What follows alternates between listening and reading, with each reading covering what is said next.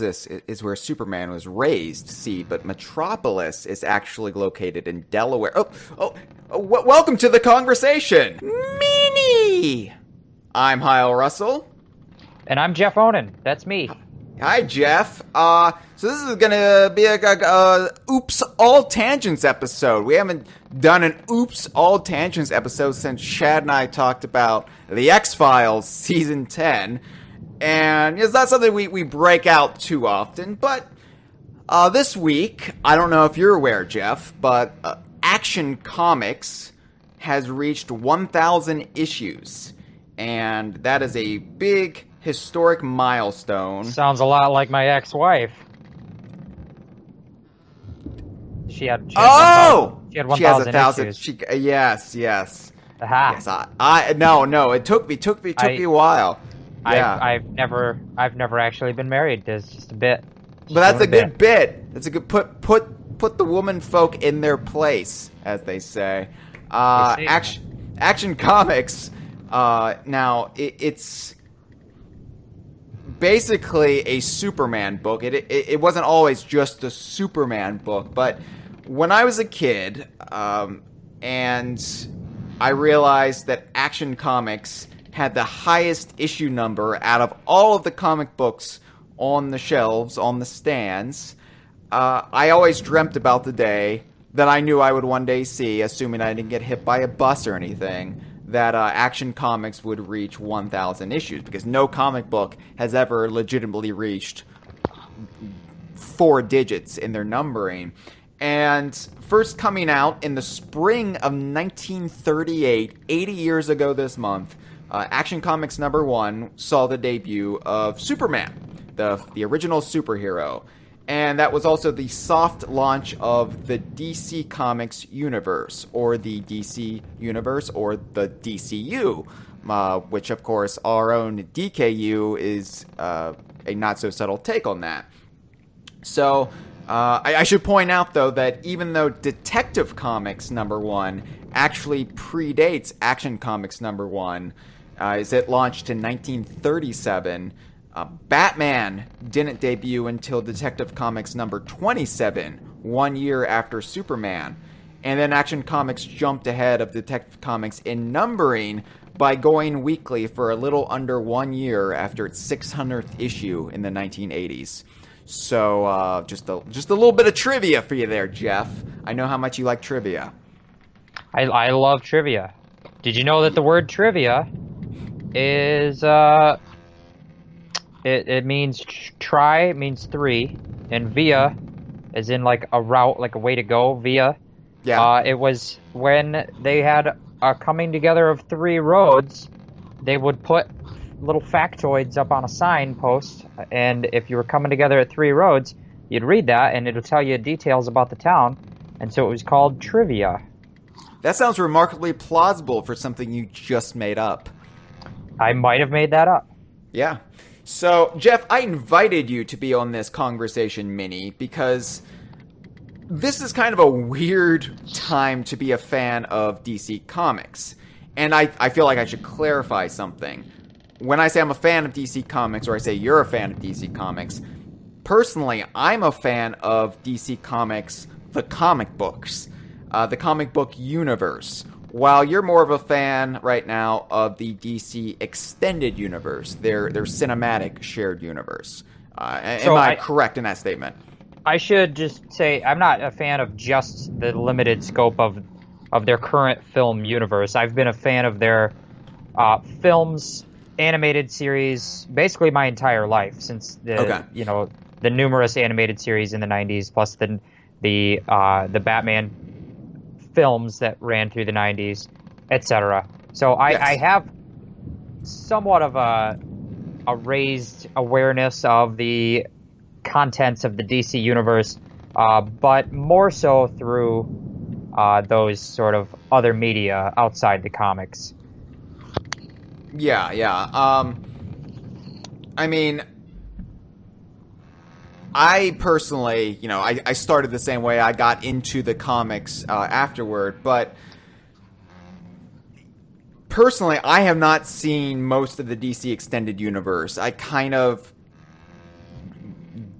stopped watching it after Batman v Superman, and so I haven't seen Suicide Squad. I haven't seen Wonder Woman, which has got, praise everywhere, and I have not seen Justice League. I know there was a big storyline in that movie, something about Superman's mustache that apparently revolved around, but that's all I know about Justice League. So I'm completely ignorant when it comes to that, while you have no idea what's going on in the current comic books. That's a fair assessment. I know that they did some sort of New 52.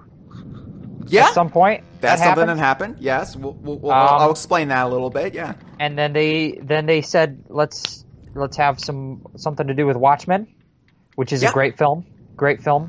I'm a big fan of Watchmen.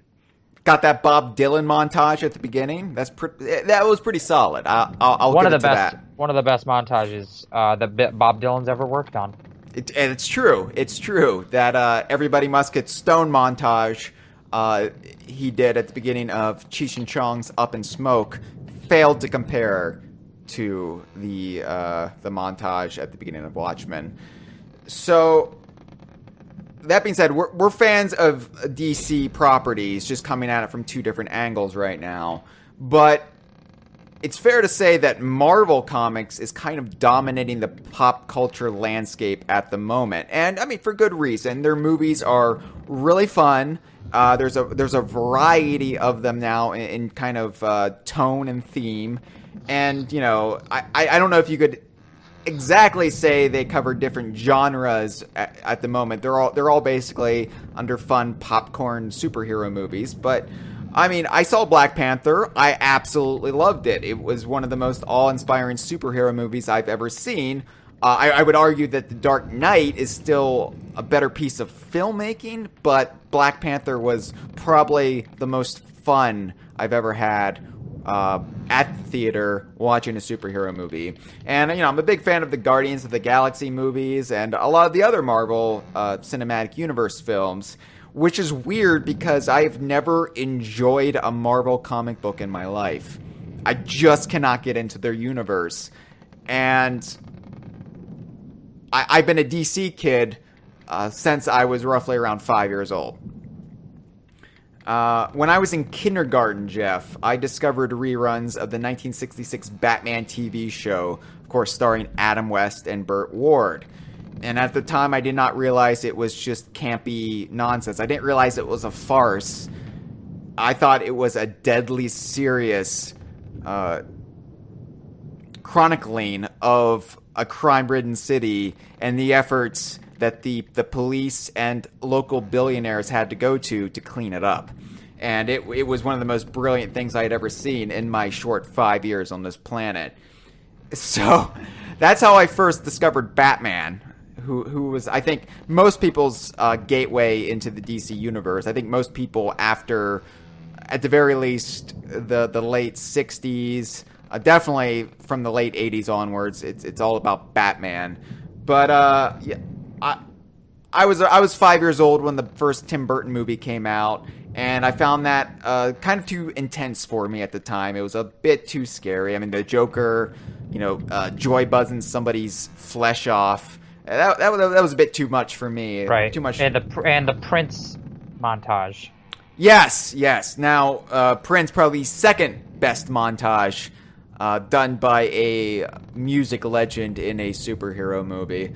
But yeah, just the whole thing. Like it was, I was used to Batman and his sidekick Robin getting stuck in giant snow cones, and that being the most dangerous thing. And so the whole mass murder and Joker thing, I was like, oh, this is a bit too much for me. But by 1992, by the time 92 rolled around, I was old enough to at least appreciate most of it, and the brand new Batman Returns that summer as well. And then a month or two later, during summer vacation, I was visiting my dad's side of the family in northern Pennsylvania. And, I mean, this is pre-internet, pre-phones, so you basically had to find your own entertainment when you were stuck in these family situations where you were ostensibly bored out of your mind. So we went to a grocery store because I remember we had to pick up supplies for, I believe, a family barbecue. And there on a spinner rack in the grocery store was a copy of Superman issue number 70. And it was Superman getting his blood sucked by a vampire who was actually, you found out in the comic, was Lucy Lane, Lois Lane's sister, but that's a whole other thing. And on the cover then, with Superman getting, his neck just drained of blood, there was Robin, Batman's sidekick, swooping in with a stake in his hand. And that was the craziest fucking thing I had seen, maybe ever at that point. Why was Robin saving Superman from a vampire? Because up until that point, I knew Superman from the reruns of the old George Reeves show that Nick and Knight would air. And so Superman was never really my guy. He was always a bit too bland compared to the colorful world of Batman. Yeah, it was presented to me through an old black and white show. So, I never really got into Superman. But I knew Superman, of course, and to see Robin coming in, saving Superman from a vampire of all things, I had to get that comic book. So my dad got it for me, and then from there, I read that issue front and back several times during that trip, trying to figure out what the hell was going on. Because I knew everything that came from Batman in the TV show or the Tim Burton movies came from comic books. So I always considered comic books to be the authentic canon when it came to Batman, the prime source. And even though I had never read one up until that point, I still respected that fact. So to have an actual comic book in my hand, and my first comic book being Batman's sidekick Robin palling around with Superman fighting vampires, I needed to find out more information about how this was possible.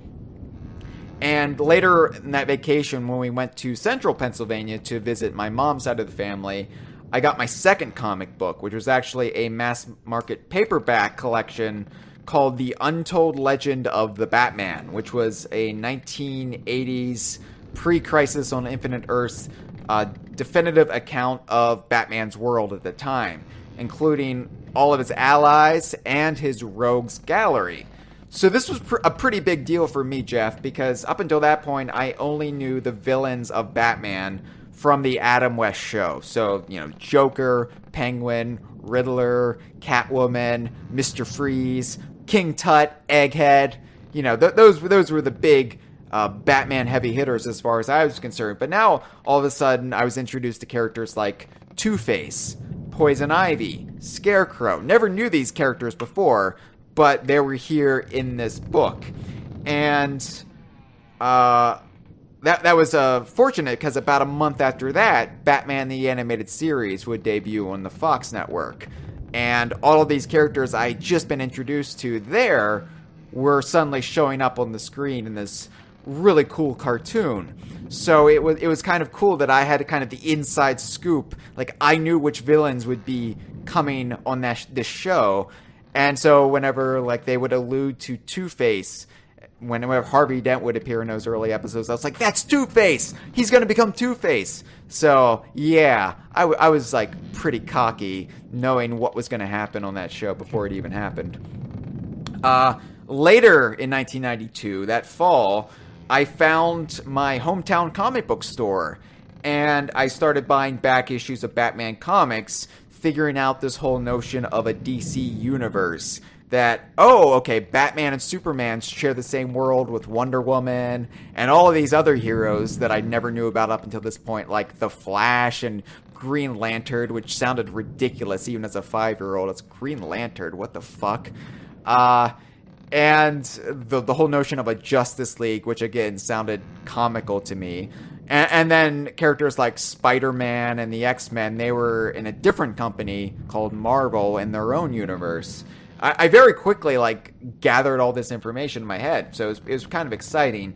And then, of course, in November 1992, when I was just dipping my toes in this world, a little event kicked off that kind of sealed my fandom for the DC universe from then on, and that was the death of Superman.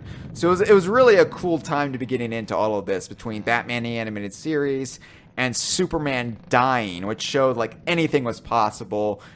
And, like, there are no limits to the status quo being shaken up. And so I was hooked, and from that point on, I was buying comic books for the better part of the 1990s.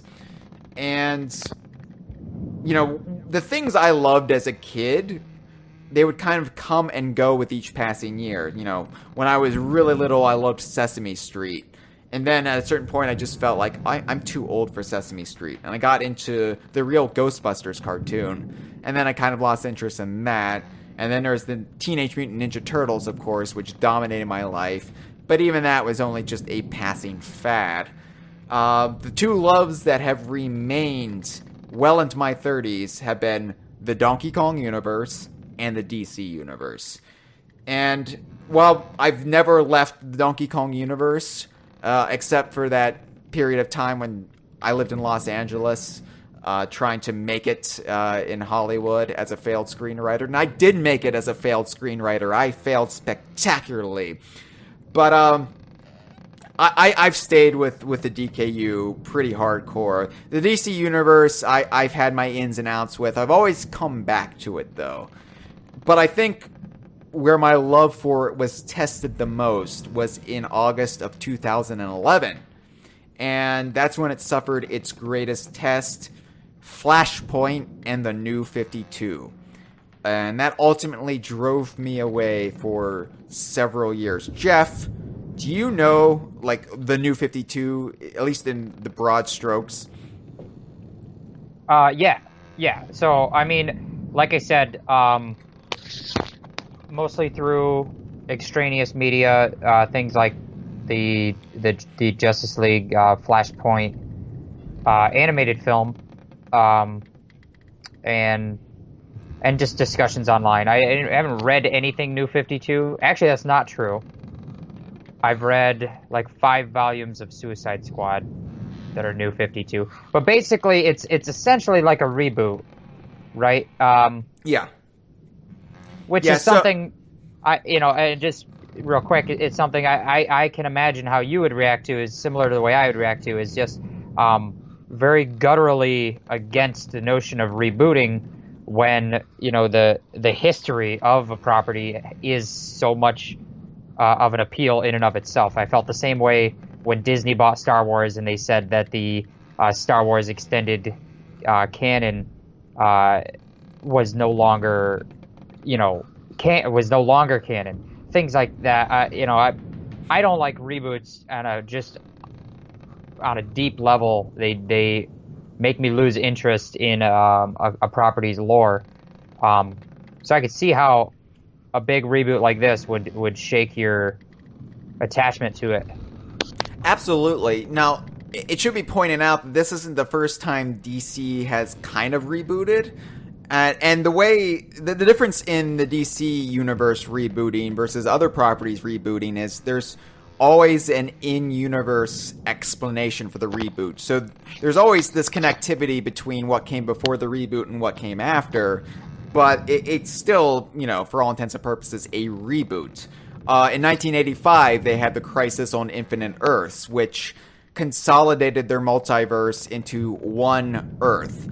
And it also changed the history of the Earth. So properties like Superman got a pretty hard reboot, while Batman kind of continued more or less the way he was before, just with a harder edge. Things kind of became more serious in the DC universe, and they kind of put away the Silver Age of comics, and it became more dark and gritty, but not too dark and gritty. It was still very much, age appropriate, mostly for, I would say, elementary on up. But, the Crisis, it wasn't too harsh of a reboot, unless it was a certain property. But then they would have, continuity tweaking events like 0 Hour in 1994, where they changed things like, okay, the established future of the DC universe, like the 30th century, we're gonna redo that, but the present and the past isn't really affected too much. Or 2005 and 2006 had Infinite Crisis, which was another continuity shaken event, which tweaked some origin stories, but mostly brought things back that the original Crisis lost. And then we had Flashpoint in 2011 and the New 52, and this was the biggest reboot DC has ever had, in that it basically invalidated everything. The only thing that didn't really get touched was Batman and Green Lantern, and that's because those were their two best-selling properties at the time, and they were both in the middle of years-long major story arcs that were not complete. So they decided, okay, Batman and Green Lantern, their continuity is going to pretty much not change. At least we're not going to acknowledge any changes at first. But what they did in the DC universe then, this whole history, this almost 80-year history at that point, where, it stretched back to World War II, it was suddenly gone, and they said everything that ever happened in the DC universe only happened within the last 5 years. And particularly, they completely butchered Superman. I mean, they mangled Superman, who really is the heart of the DC universe. I know I said it was Batman who got me into it, but I have to admit, Superman did grow on me over the years. I think Superman is something that does not appeal to kids anymore, but it appeals to sensibilities when you become an adult. And so to have Superman taken from you and turned into this brasher kind of young hothead, it was like, I don't know, painting a mustache on a Lincoln Memorial. It was just... It was like using CGI to cover up a mustache on a Superman. Yes, exactly. It was horrific. First of all, I mean, the costume isn't really essential. Like, I don't care if he's wearing his underwear on the outside or not, but they gave him body armor. Now, I know a lot of you may not know much about Superman out there, but you should know one thing about Superman. It's that he's invulnerable, right? Like, bullets can bounce off of him. He can't be stabbed. His skin can't be penetrated. He can jump over buildings. Yes, in a single bound. So why does Superman need body armor? Except that we need to make him look more badass, so kids will buy him. It was stupid. Like, they gave him like this collar that extended up his neck, so he looked like this fascist dictator. It was completely tone deaf what they did to him. What's worse is, in the comic books in the mid-90s, Clark Kent and Lois Lane got married. It was the culmination of years of storytelling. They got married. Lois Lane, of course, knew he was Superman by that point. They got married. They had a happy marriage for almost 2 decades.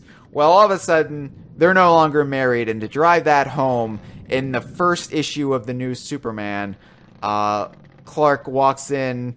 Clark goes to visit Lois in her apartment and walks in on her having sexy times with her boyfriend. And so what this feels like, as somebody who's been reading this since he was a kid, it's like seeing your parents get divorced, except they now claim they were never married, and you have to see your mom basically do this new guy.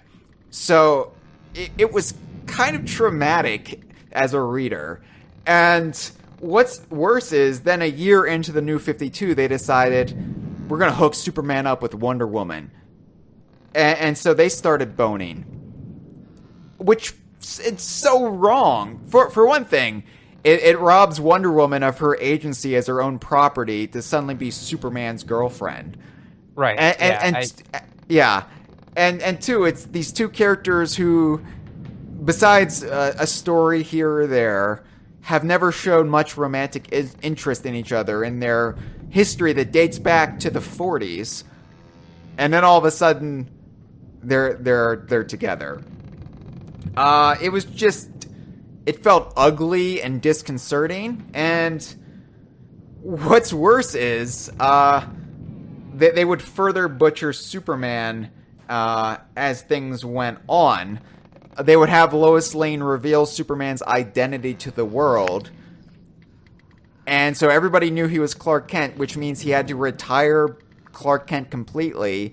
And then he became an outcast living on the margins of society because everybody feared him because he was an alien. Because in this DC universe, we had to make it more realistic. Nobody trusts Superman because he's a filthy alien who is living among us. And we have to make it grittier. But they basically just dissected the heart from the DC universe. And even the things that were working in the New 52, like Batman, which the only reason he was really working is because they mostly left him untouched.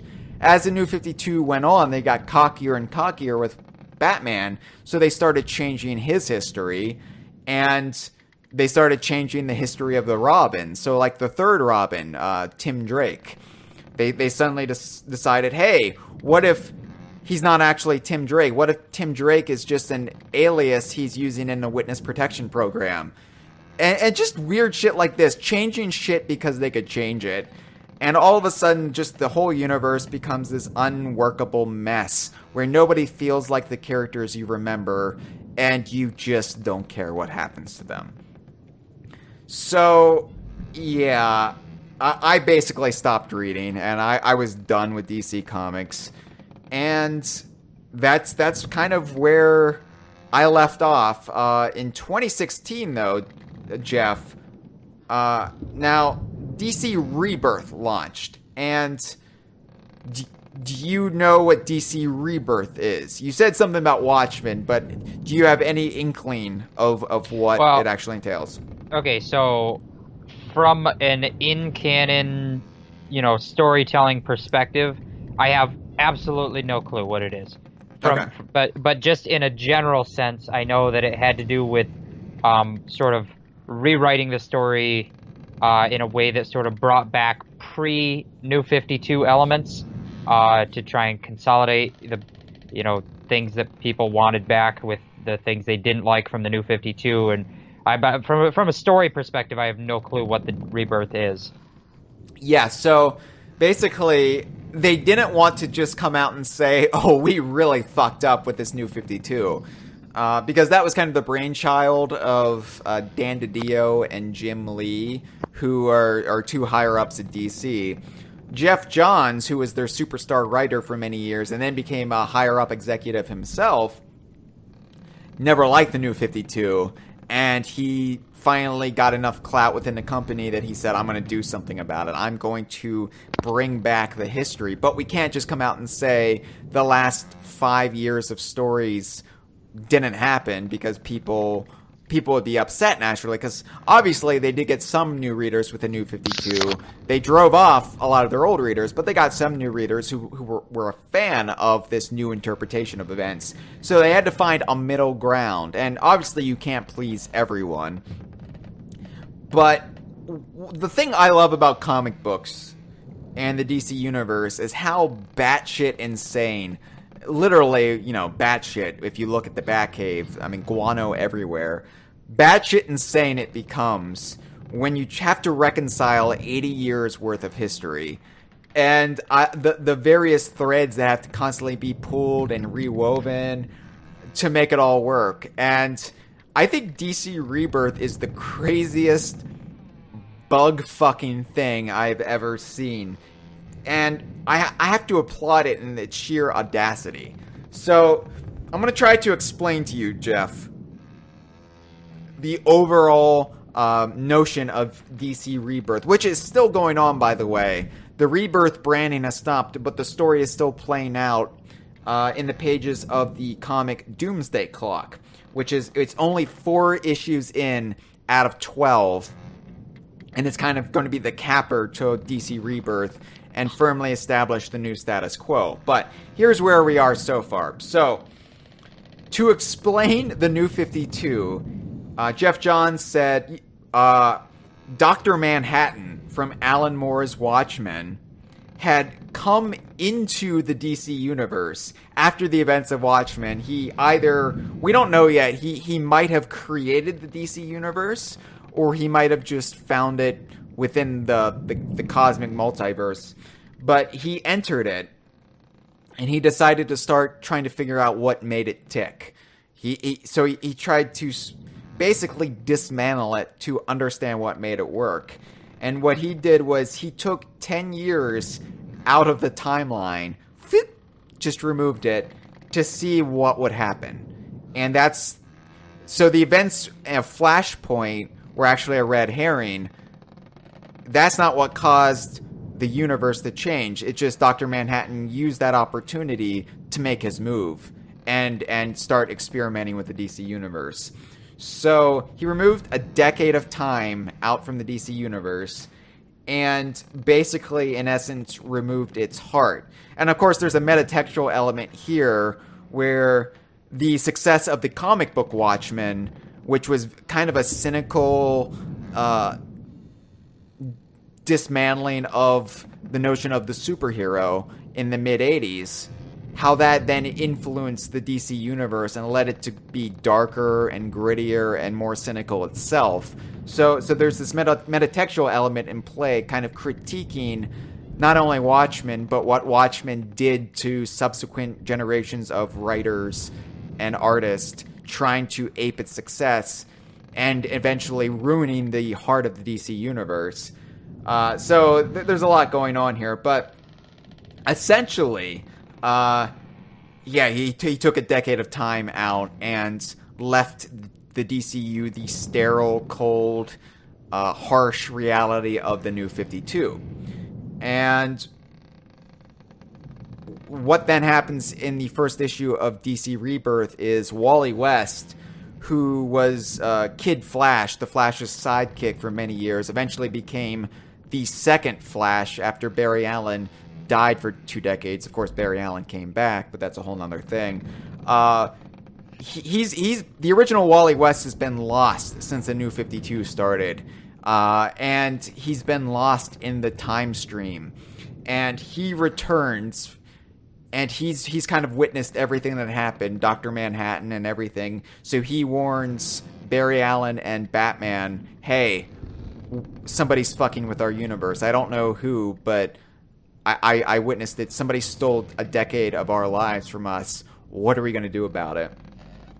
And so that kind of sets the course of events that would then transpire over the next 2 years.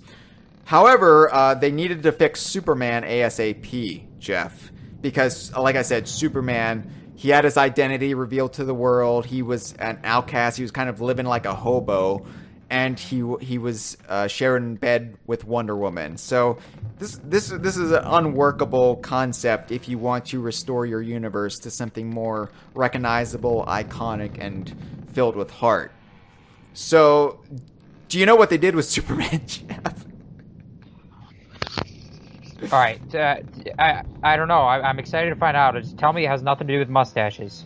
It has a little bit to do with mustaches. There was a beard involved, but here it is. Okay, so the pre-Flashpoint, the pre-New 52 Superman, and the pre-New 52 Lois Lane, it turns out they still existed.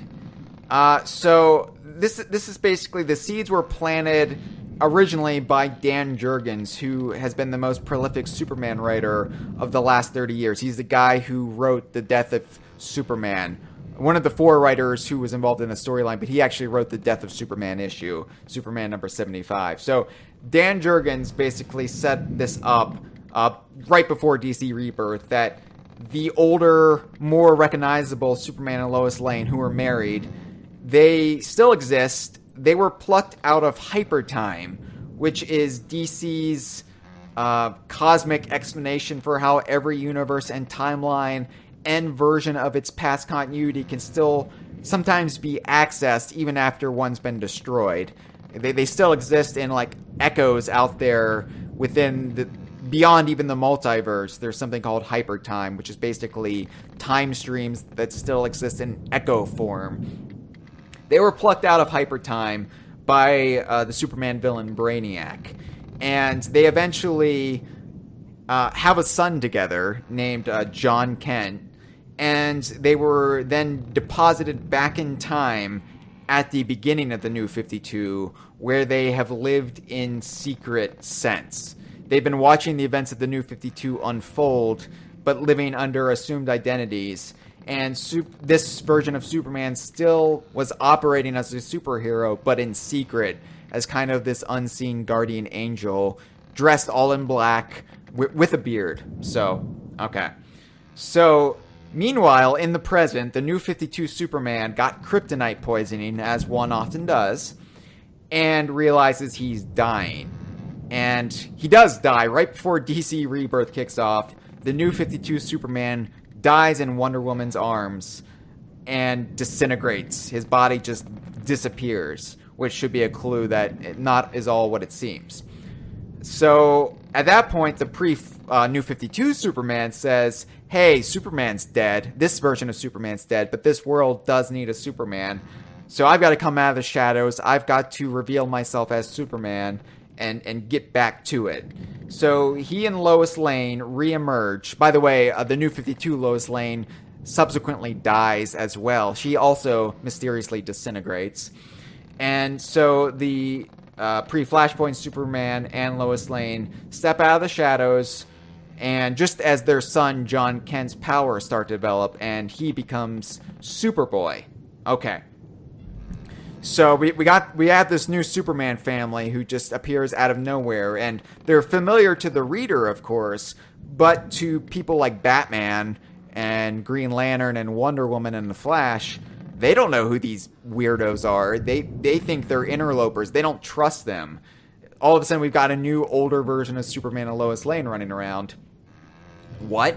And it creates lots of awkward situations, like, well, Wonder Woman was boning this guy, this Superman, and all of a sudden here's another Superman who's older, who has no romantic interest towards her at all, and who's married. So, lots of fun stuff there.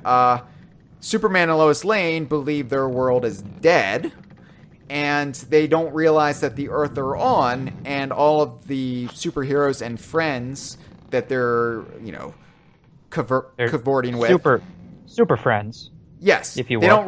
They don't realize that they're actually the same ones they knew, just with their past histories altered. Okay, but wait, Jeff, there's more. As it turns out, a mysterious hooded figure has been observing all of these events, and he tells Superman that he and Lois are not what they believe to be, and neither was the dead New 52 Superman or the dead New 52 Lois Lane. And as it turns out,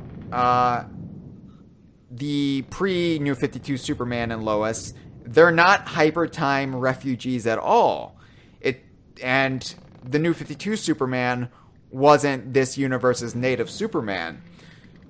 Okay, so this is where it gets even more complicated.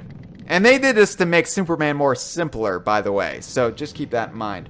Jeff, do you remember back in the late 90s, there was this big storyline where Superman turned electric. He became an electrical man who was all blue, and he could shoot lightning bolts like Raiden from off of Mortal Kombat. And do you remember that? Of course, I remember everything. You remember everything. You're omnipotent, just like Dr. Manhattan. Yes. So Superman became an electrical dude, and he eventually split in two, and he became Superman Blue and Superman Red. Superman Blue was kind of this passive, less decisive version of Superman, and Superman Red was a dick, essentially. He was Brash Bear from off of Donkey Kong Country 3. Okay, yeah, now you put it in terms I understand. Now you're paying attention. Okay. One of them was brash and one of them was blue. Exactly. Holy shit. That's exactly right. So, that storyline ended with what we believe to be the Superman re-merging. It's never explained how they returned to normal, how they returned to normal Superman, but the two Supermen merged back together, and Superman returned to normal. Turns out that's not actually what happened. Somebody, possibly Dr. Manhattan, we don't really know yet for sure, reverted Superman Blue back to his traditional powers, but they took Superman Red and they pluck them from the universe and put them in kind of stasis, put them on a shelf for later. Superman has no idea that he's still only half of himself, and he goes about his life. So from 1998 or so to 2011, the Superman we read about is actually only half of Superman. And Superman Red is on the shelf. So when Flashpoint happens, basically somebody, probably Dr. Manhattan, plucked Superman Blue from the time stream, as well as Lois Lane, and deposited them into Brainiac's clutches, and then brought Superman Red back into the timeline. Oh, and he also split Lois as well, so he would have his own Lois Lane. And then this is the version of Superman and Lois Lane that got rebooted in the New 52. So that explains why the New 52 versions were brasher, edgier, and had a toxic relationship, because they were both the angry versions of Superman and Lois Lane. While Superman Blue and Lois Lane Blue went off to have a family and live in secret for many years. By the way, the hooded figure who revealed at least partially this information turns out to be Jor-El, Superman's father, who Dr. Manhattan also saved from Krypton right before he blew up. Whoa. Russell Yeah. Crowe. Okay, so all right, anyway, so as it turns out, 1 year into DC Rebirth, Superman, pre-Flashpoint Superman and pre-Flashpoint Lois, or Superman Blue and Lois Blue, discover that they've been split in two. And they discovered that the red energy that comprised New 52 Superman and New 52 Lois still exist in this kind of incorporeal form. They re-merge with this energy, and for the first time since 1998, Superman becomes one complete entity again. And the effect this has, since the red energy represented the New 52 Superman and the blue energy represented the pre-Flashpoint Superman, it combined the universes into one, at least from the Superman side of things. So all of a sudden, Superman's complete history from roughly 1986 to 2011 is merged with his history from 2011 onward.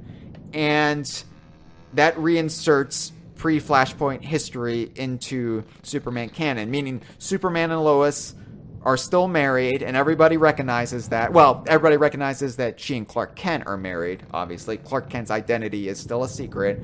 And in this version of events, they still have a child, John Kent, who is now conceived during the original Electric Superman story in the late 90s, and then they roughly gave birth to him around the time of 1999 in real time, corresponding with real time, but a decade ago in comic book time, which runs much slower than real time. So that means Jonathan Kent has always been around, and shortly before Batman found out that he fathered Damian Wayne, who's been in continuity since 2006 or so. Woo! Okay. So anyway, that's how they fixed Superman, and so far Superman has really been the only character that's really been fixed through DC Rebirth. Everybody else is still pretty much their New 52 incarnation. But Superman now knows somebody's been fucking around with his history. Batman and Flash have been further investigating, and they've kind of figured out that whatever happened around the point of Flashpoint. And so they're on the case. And then in the pages of Doomsday Clock, we find out that in the Watchmen universe, Ozymandias, who, if you've seen the movie or if you've read the original comic book series, you know Ozymandias pulled off this grand conspiracy to essentially save the world from itself, to bring Russia and the U.S. together, which, hey, well, just like they are today, I guess. But that's besides the point. In a different way, the Soviet Union and the United States during the height of the Cold War brought them together. by making him think in the comic books that there was an alien invasion afoot. In the movie, by believing Dr. Manhattan had gone rogue, right? So, anyway, in the Watchmen universe, it's now 1992, and Ozymandias' conspiracy has been exposed, and the world is on the brink of rioting and warfare once again. And just before nuclear annihilation hits, Ozymandias locks onto Dr. Manhattan's energy signature and is able to follow him wherever he is currently. Because at this point the world is doomed, and Ozymandias realizes, I fucked up, and the only way to save things is to get Dr. Manhattan to use his omnipotent powers to set things right. But he's got to find him, because he doesn't know where Dr. Manhattan has been since Watchmen has ended. And so he locks onto Manhattan's energy signature, and he, alongside the new Rorschach, and two supervillains from the Watchmen universe named Mime and Marionette, they go in their ship, and they travel through a quantum wormhole, and they land in modern-day Gotham City. And that's where we are right now in Doomsday Clock. So, Jeff, comic books are fucking insane. Like, what the fuck? That's where the DC universe is right now, and I have to admit, I kind of love it. It's so weird and convoluted, and you have to know like 30 different like flowcharts and Venn diagrams to just keep up with everything, and it's great. If anybody wonders how I, Hyle Russell, ever came to be this guy who is so skilled at untangling the complex continuity of Donkey Kong lore, it's because I trained in the DC universe, and I can handle anything. So, do you want to explain the DC Extended Universe? Oh, what the hell is going on there? What the hell is going on there, Jeff? So, last I knew, Batman v Superman happened, and Superman died. He pierced himself with a kryptonite spear battling Doomsday, but then he was buried in Smallville, and soil was rising from his coffin, and hinting that either there's still energy in his body, or he might not really be dead.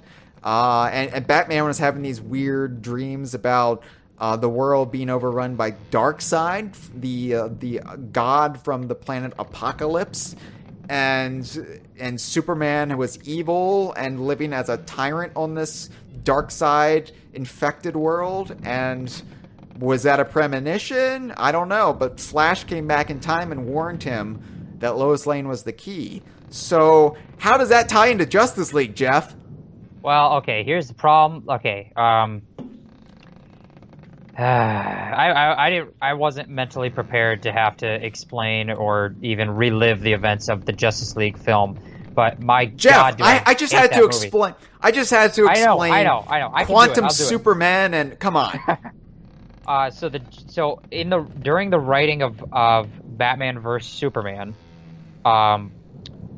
Zack Snyder and his other writing partners had written and prepared to create a two-part Justice League, two films that were going to follow on directly from Batman vs Superman. And Batman vs Superman released, and production on Justice League began, like the Justice League film began almost immediately, except that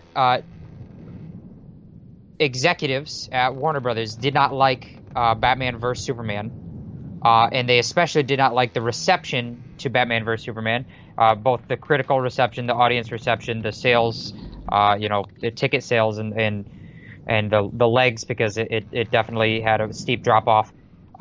Personally, I love Batman vs Superman as a film, but we won't get into that. Point is that their plan and their scripts for two Justice League films that were going to follow on from Batman vs Superman, and all of these plot threads that were very particularly seated in Batman vs Superman, those had to be reworked to make a single Justice League movie, because Warner Brothers wanted it to be one movie instead of two, and it had to be something very different than what Zack Snyder had initially planned. And then, of course, during the filming of Justice League, a terrible personal tragedy in Zack Snyder's family happened, and he recused himself from the project to be replaced by Joss Whedon.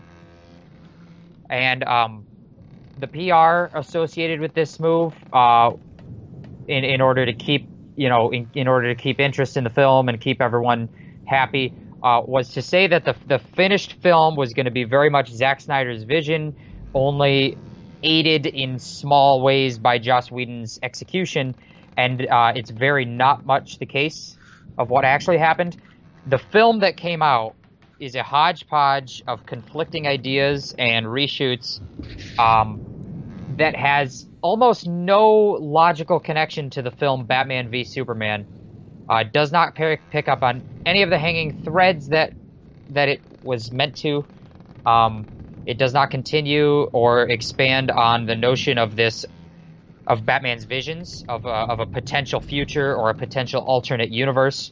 We get no explanation on that. We get no connection to the Flash's time travel, whether that was a vision or a real time travel event that occurred in Batman vs. Superman. None of that gets expanded upon. But what we do get, Hyle, is a very convincing cover-up of a mustache for audience members who lack in their sense of vision. For blind audience members, that was a very convincing job. Yeah. My question to you, Jeff, is why didn't they just say Superman came back to life rocking a mustache? It could have been the film equivalent of what they call the mullet. It wasn't really a mullet, but it was just long hair when he came back from the dead in the comic books. He could have just been rocking a porn star mustache in the movies. Same thing. Here's what they should have done. Instead of trying to remove a mustache, they should have just added a full beard.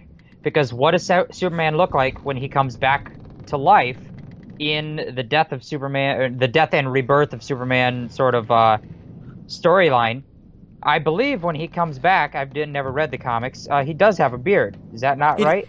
He doesn't. No, he's got long, he has a flowing mullet. hair. Oh, okay. Yeah. But well, beard would be just as good. You're right. I think. But yeah, I mean, like I said, the pre-Flashpoint Superman, when he came back, he had a beard. So okay. And so he was wearing an all-black suit, much like he wore when he came back from the dead. So it would have been at least some thematic connection there. So I think probably the biggest thing to do, really, would have been not to reshoot every single scene that had Superman in it, which is what Joss Whedon did. Maybe don't reshoot everything because, maybe not every scene had to be completely done from scratch there.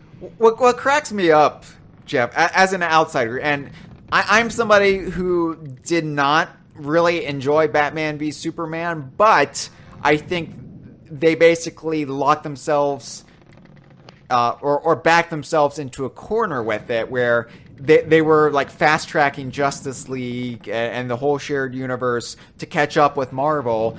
And at that point, they should have just like taken their lumps and let Zack Snyder, do whatever the hell he was setting up, because you were committed at that point. Here's the issue. There's three ways to go about fixing that scenario. One way is just continue on the originally stated path.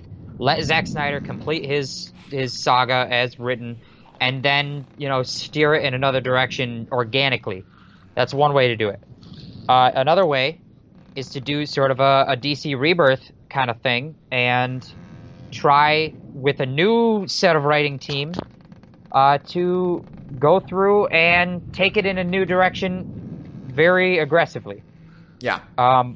The third way is to get really hands-on in post after a film has already been created and filmed and spent hundreds of millions of dollars making, and then in post spend more money to reshoot scenes and rewrite scenes in a way that makes it not even competent as a film anymore. That's the third option, and I think that's the option I'd choose to go with if I was Warner Brothers. Yeah. Also, I think that film needed more. I think Zack Snyder's cut needed more sexism in it, and that is why Joss really hit the nail on the head with his additions to the film. Well, what cracks me up is that Warner Brothers and DC's film wing, whatever identity that has, they want DC Entertainment, whatever. They want to desperately catch up with Marvel because the Marvel Cinematic Universe kind of began low key. Same summer The Dark Knight came out. So at the time, The Dark Knight was like the big movie, and honestly, I still think they should have just built their cinematic universe on the Dark Knight trilogy, despite what Christopher Nolan may have wished. Like that was a solid foundation for your Batman. You could have expanded outward from there, but at the time, it began low key with Iron Man, but they were able to start small and kind of grow into this behemoth it is today. And DC was doing this kind of self-contained Nolan trilogy, which was getting huge box office returns, critical acclaim, Academy Awards, but that kind of set them behind then. So when they had to play catch up, starting with, they also had Green Lantern around that time, which was a complete fucking train wreck in every way, and just completely died. And that was going to be a potential soft launch of the DC Cinematic Universe or DC Extended Universe. But when that failed, they moved it to Man of Steel. So anyway, they've been trying to play catch up, and they've been just only reacting to what Marvel does. So Guardians of the Galaxy is a huge success, and then Batman v Superman has gotten kind of raked through the coals critically. So we got Suicide Squad coming up. We need to fix Suicide Squad quick. We'll add rock songs to it, classic rock songs to it, and try to give it this irreverent tone in the trailers, and try to make it look like Guardians of the Galaxy. Oh, that didn't really work. Oh, fuck. Okay, whatever. Okay, well, we're gonna say Joss Whedon is coming in to save Justice League, and even though we're gonna publicly say, oh, Zack Snyder's vision is still here, we're still gonna dangle the Joss Whedon carrot for all those people who love the Avengers movies. And then Justice League comes out, and everybody blames Joss Whedon for the train wreck that it is. And I don't blame. I will say this real quick. I don't blame Joss Whedon for ruining that film. He did ruin it. Yeah. I don't blame him for doing it because there's nobody who can come in and take what one director, puts in, and then turn it into what the studio wants it to be, which is something completely different. There is no way that film was going to turn out good. Now, there are a lot of people who would say that Zack Snyder's direction would not have turned out good, but I don't think anybody could advocate for this sort of pseudo, meshing of different visions that's all done in post. That never ends well. So, no. I think that Warner Brothers, as much as they try to claim that their universe is their goal is this very director-driven approach. This very we'll take each film one at a time and sort of let the director fulfill their vision and do something unique. And it's very, very different from the sort of brain trust, written by committee sort of thing that Marvel and Disney does for their Marvel universe and for this Star Wars universe. This very sort of a cookie cutter has a negative connotation to it, but it is an orchestrated effort of executive meddling before the film is made, so that the end result is what they want and expect. and it doesn't mesh with all directors. A lot of directors have butted heads with that. Joss Whedon himself had a falling out with the Marvel Universe. Edgar Wright left the Ant-Man project. Not all directors can work in that system. Right. And Warner Brothers likes to paint themselves as an alternative to that. And then, after the fact, when they don't like the result of the freedom that they've given the director, they panic because of all the money that's on the line, and then they just get really hands-on, and that's not the best. I'll agree. As a fan of the DC Universe films, I will agree that's not the best. But really, the two worst ones in the series are Justice League and Suicide Squad, and those are the ones that had the most heavy-handed involvement by executives in post. So, yeah, and it seems to me their most successful film from a critical and box office standpoint has been Wonder Woman, which seems to be the only film that is basically doing its own thing. It's not trying to look towards Marvel. I think the only thing that influenced it from Marvel was, the first Captain America movie took place in World War II, so we should set it in World War I. But that's the only reactive element to Wonder Woman. Everything else is basically its own entity.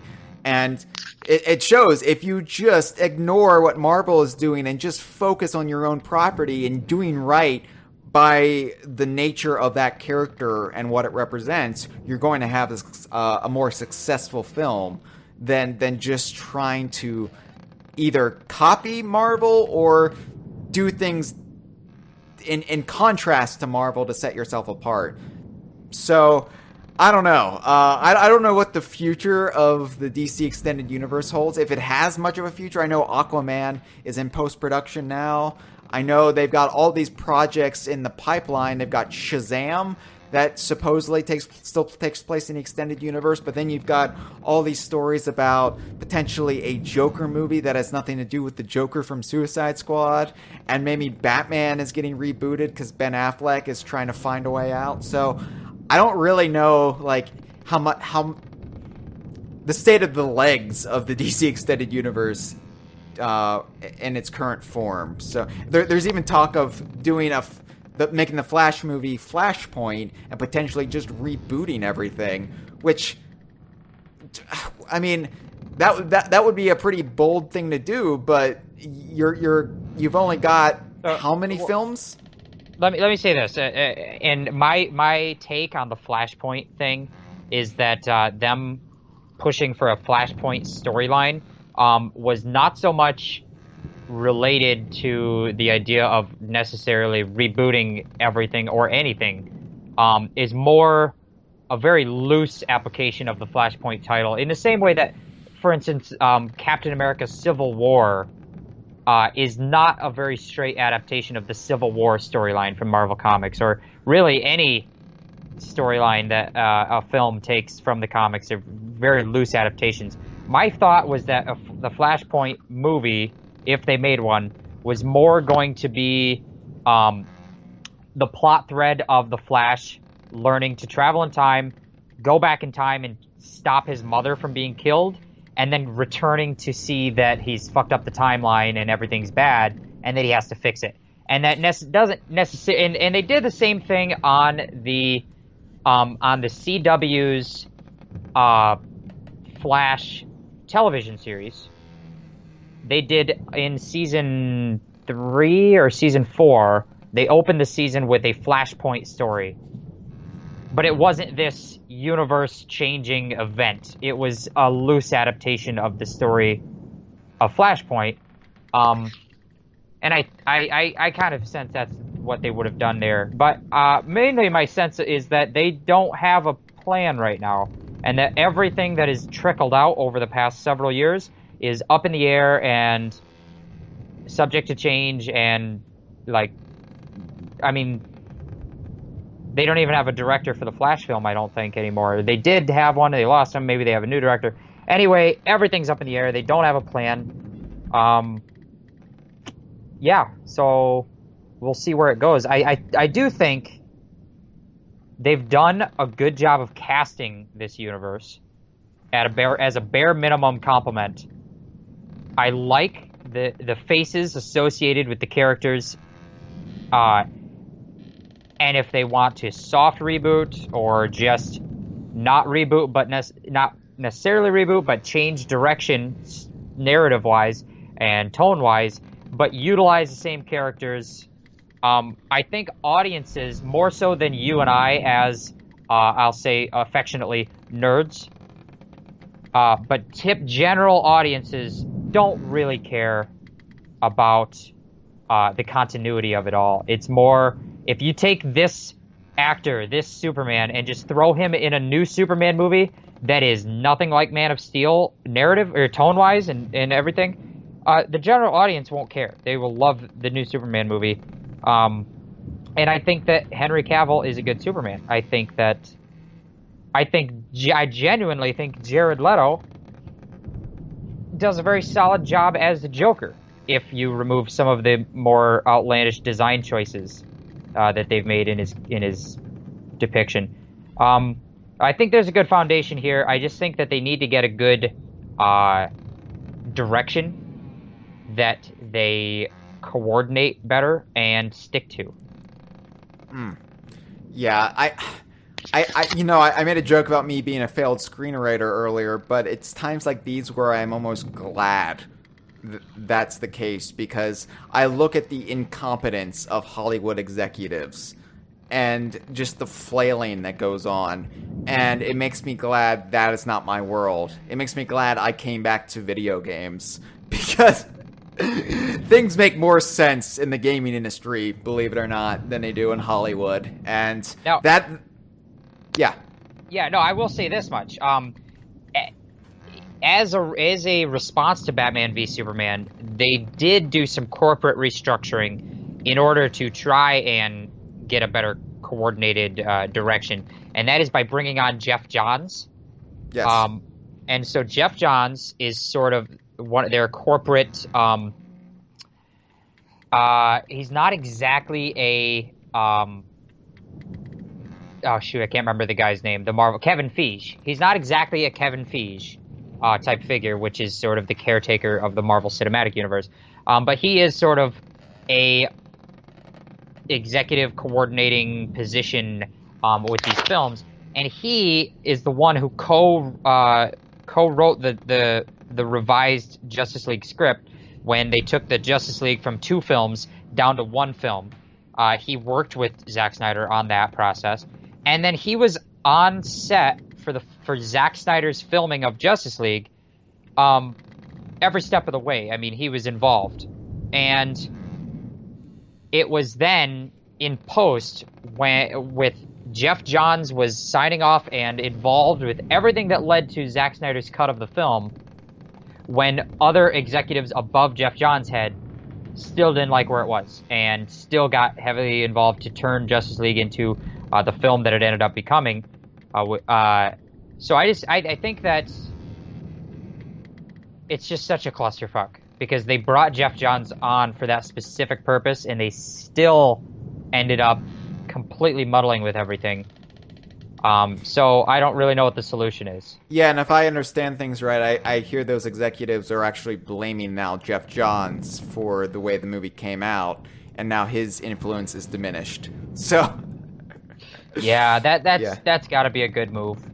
I mean, they know better than he does, right? Yeah, right. So yeah, this is why I much prefer following things like Rare and Platonic, and where our continuity arguments aren't about which version of Superman from his electrical body we're currently dealing with, but rather how which Brothers Bear is best. Which Brothers Bear is best, or is there a chest of time that Master Hand plucks these combatants through? Are the Smash Brothers characters actually the characters, Kyle, or action figures? Yes. The chest of time as a cursed Sea of Thieves chest. Oh, that would be a good episode to do. Yeah, absolutely. Yeah. And you know, as much as I rag on Nintendo, I've got to hand it to them. They let Mario, their mascot, wear his mustache all he wants without ever CGIing it out. and I think that should be applauded. This has been a File 2 production. Que rico.